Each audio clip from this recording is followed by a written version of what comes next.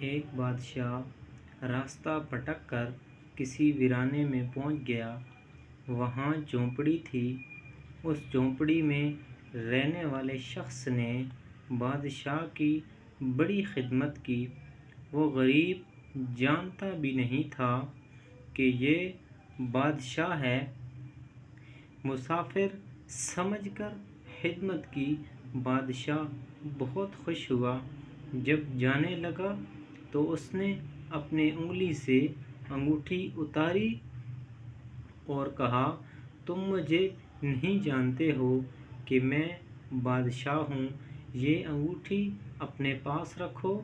جب کبھی کوئی ضرورت ہوگی ہمارے محل میں آ جانا۔ دروازے پر جو دربان ہوگا اسے یہ انگوٹھی دکھا دینا۔ ہم کسی بھی حالت میں ہوں گے وہ ہم سے ملاقات کرا دے گا۔ بادشاہ چلا گیا۔ کچھ دن کے بعد اس کو کوئی ضرورت پیش آئی تو وہ دیہاتی بڑے میاں محل کے دروازے پر پہنچے۔ کہا، بادشاہ سے ملنا ہے۔ دربان نے اوپر سے نیچے تک دیکھا کہ اس کی کیا اوقات ہے بادشاہ سے ملنے کی۔ کہنے لگا، نہیں مل سکتے، مفلس و کلاش آدمی ہے۔ اس دیہاتی شخص نے پھر وہ انگوٹھی دکھائی۔ اب جو دربان نے دیکھا تو آنکھیں پھٹی کی پھٹی رہ گئیں۔ یہ بادشاہ کی مہر لگانے والی انگوٹھی آپ کے پاس؟ بادشاہ کا حکم تھا کہ یہ انگوٹھی جو لے کر آئے گا ہم جس حالت میں ہوں اسے ہمارے پاس پہنچا دیا جائے۔ چنانچہ دربان اسے ساتھ لے کر بادشاہ کے خاص کمرے تک گیا۔ دروازہ کھلا ہوا تھا۔ اندر داخل ہوئے۔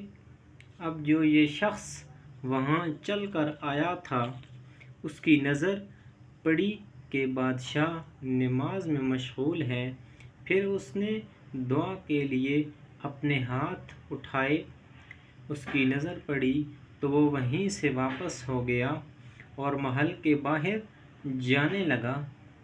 دربان نے کہا، مل تو لو۔ کہا، اب نہیں ملنا ہے، کام ہو گیا، اب واپس جانا ہے۔ تھوڑی دور چلا گیا۔ جب بادشاہ فارغ ہو گیا دربان نے کہا، ایسا ایسا آدمی آیا تھا، یہاں تک آیا پھر واپس جانے لگا۔ بادشاہ نے کہا، فوراً لے کر آؤ، وہ ہمارا محسن ہے۔ واپس لایا گیا۔ بادشاہ نے کہا، آئے ہو تو ملے ہوتے، ایسے کیسے چلے گئے؟ اس نے کہا، بادشاہ سلامت، اصل بات یہ ہے کہ آپ نے کہا تھا کہ کوئی ضرورت پیش آئے تو آ جانا، ہم ضرورت پوری کر دیں گے۔ مجھے ضرورت پیش آئی تھی، میں آیا اور آ کر دیکھا کہ آپ بھی کسی سے مانگ رہے ہیں تو میرے دل میں خیال آیا کہ بادشاہ جس سے مانگ رہا ہے کیوں نہ میں بھی اس سے مانگ لوں۔